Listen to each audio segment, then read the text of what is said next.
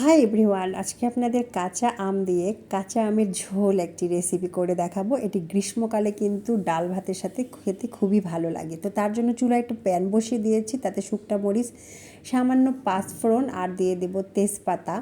একটি তেজপাতা, দুটা দিলেও হবে, সমস্যা নেই। সেগুলোকে হালকাভাবে নেড়ে চেড়ে যখন একটু কালার চেঞ্জ হয়ে আসবে, একটা ব্রাউনি কালারের মতো, তখন আমি এখানে 1 কেজির মতো আম কেটে রেখেছিলাম সেটা অ্যাড করব। তার জন্য আমি প্রথমেই দিয়ে দিলাম আবার কাঁচা হলুদের গুঁড়া সামান্য পরিমাণে, দিয়ে যে আমগুলোকে কেটে ভিজিয়ে রেখেছিলাম সেই আমগুলো। আর আমগুলো কিন্তু অবশ্যই 1 ঘন্টা আগে কাটে ভিজিয়ে আমের যেটা কষ থাকে সেটা ছাড়িয়ে নেবেন। তারপর দিয়ে দিবেন শুকনো মরিচের গুঁড়া সামান্য, ঝালটা খুব বেশি দিবেন না যদি বেশি না খান তাহলে। তারপর দিয়ে দিবেন স্বাদ মতো লবণ, বলতে আধা চামচের মতো লবণ দিলেও হবে। তারপর দিয়ে দিলাম আমি আধা কাপ পরিমাণ চিনি।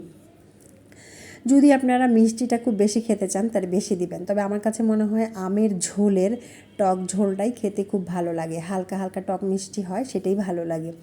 তারপর এটাকে ভালোভাবে নেড়ে চেড়ে নেবেন, নেড়ে চেড়ে চিনিটা আর আমটা খুব ভালোভাবে মিশে যায়। চিনিটা যখন গলে আসবে মনে হবে যে একটু পানি পানি হয়ে এসেছে, এটাকে কিছু সময়ের জন্য নাড়বেন। চিনিটাকে ভালোভাবে আগে গলিয়ে নিতে হবে, তা না হলে কিন্তু পরে একটু পানি আবার এক্সট্রাভাবে বের হয়ে যায় আর আমটা খুব সিদ্ধ হয়ে যায়, তখন আর আমটা আস্ত থাকে না, আমটা একেবারে খুবই নরম হয়ে যায়। আর এখন তো আমের আঁটি হয়নি, আমগুলো এমনিতেই নরম, সেই জন্য খুব বেশি পানি দিব না, তাই আগে চিনিটাকে আমি গলিয়ে নিচ্ছি।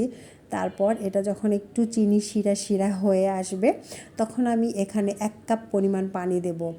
এর বেশি পানি অ্যাড করব না, কারণ কাঁচা আমার চিনি থেকে এমনিতেই একটু পানি ছেড়ে দেয়। তো এইভাবে দিয়ে এটাকে আমি কিছু সময়ের জন্য ঢেকে দেব। তো আমার আম ঝোলের রেসিপিটা কেমন লাগতেছে এই দেখুন, হয়ে গিয়েছে।